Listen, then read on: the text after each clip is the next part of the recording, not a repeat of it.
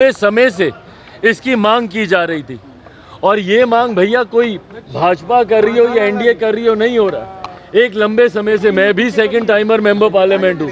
2014 में भी ये मांग उठ रही थी। अब की ओर भारतीय राजनीति बढ़ने का काम कर रही है। प्रधानमंत्री नरेंद्र मोदी की अध्यक्षता में दिल्ली में आयोजित नीति आयोग की बैठक में मुख्यमंत्री नीतीश कुमार शामिल नहीं हुए। इसको लेकर लोक जनशक्ति पार्टी रामविलास के मुखिया चिराग पासवान ने सीएम नीतीश कुमार को अपने निशाने पर लिया। उन्होंने कहा कि पीएम मोदी का विरोध करते करते अब मुख्यमंत्री बिहार और बिहारियों का विरोध करने लगेंगे।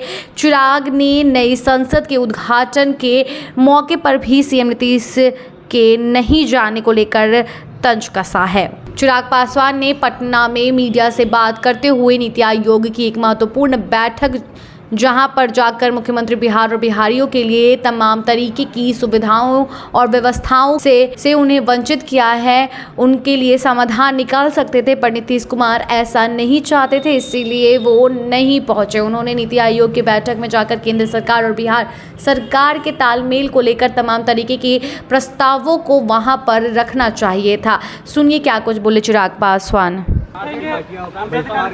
भाई किस बात का बहिष्कार हो रहा है, समझ के परे है किस बात का बहिष्कार कर रहे हैं और ये बहस ही क्यों हो रही है। भाई एक नए पड़ाव की ओर भारतीय राजनीति बढ़ने का काम कर रही है। भारत को एक नई संसद मिलने जा रही है और लंबे समय से इसकी मांग की जा रही थी और ये मांग भैया कोई भाजपा कर रही हो या एनडीए कर रही हो नहीं हो रहा। एक लंबे समय से मैं भी सेकंड टाइमर मेंबर पार्लियामेंट हूँ। 2014 में भी ये मांग उठ रही थी। मेरे नेता मेरे पिता आदरणीय रामविलास पासवान जी 6 प्रधानमंत्रियों के साथ बतौर केंद्रीय मंत्री काम कर चुके हैं। उस वक्त भी लंबे समय से ये मांग उठ रही थी। यूपीए की सरकार में भी ये मांग उठी है कि मौजूदा संसद में संभव नहीं है भैया आधुनिक प्रणालियों को धरातल पर उतारना। ऐसे में एक नई संसद की जरूरत थी और उसके बाद आज आप विरोध कर रहे हैं भैया जब नई संसद आपको मिलने जा रही है। एक आधुनिक तौर तरीके से आज नए भारत को एक नई संसद जब मिलने जा रही है तो विरोध किस बात का कर रहे हैं भाई। आप एक व्यक्ति विशेष का विरोध करते करते आप संस्थाओं का विरोध करने लग जाते हैं। कुमार कह रहे हैं कि नए और एक सेकंड नीतीश कुमार जी क्या बोलेंगे भैया। नए भवन का निर्माण करना आवश्यकता नहीं था, उसी को विस्तारित किया जाए। आज अभी थोड़ी देर पहले हम ट्वीट किए हैं, आज नीतीश कुमार जी को याद आ रहा है ये। और जब खुद ये विधान मंडल का जब ये करने गए थे विस्तारीकरण का, जब ये खुद उसका उद्घाटन करने गए थे तो उस वक्त क्यों राज्यपाल को भूल गए थे। उस वक्त महामहिम राज्यपाल नीतीश कुमार जी को याद नहीं आए थे। 2016 में किए थे ना ये विधानमंडल का उद्घाटन। और अगर मुझे तारीख ठीक से याद है तो 19 नवंबर की वो तारीख थी। उस वक्त कहाँ गए थे महामहिम राज्यपाल।